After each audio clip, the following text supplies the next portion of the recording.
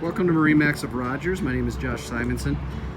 Here to show you a 2019 Sea Ray 210 SPX. We only have a couple in stock right now. This is a red with the ivory interior. We did do the stainless steel, so you can see stainless steel on the rub rail.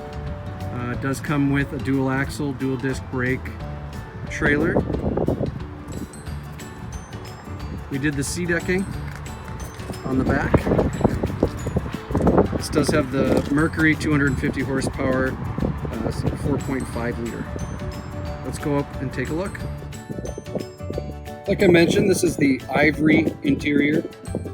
Sea deck does go all the way through into the cockpit.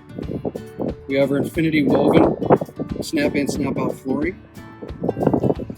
The 21 does have a nice backrest that pops up. So if you're hanging out, down in here we see the 4.5 250. A lot of storage down there. The 21 does come with an insulated cooler and a spot for your carry-on cooler as well. Here's the helm. It does have the SIMRAD touchscreen. And for this year, they did go to Fusion. So the Fusion stereo along with the Fusion speakers. There's nice captains and helm chairs right next to each other.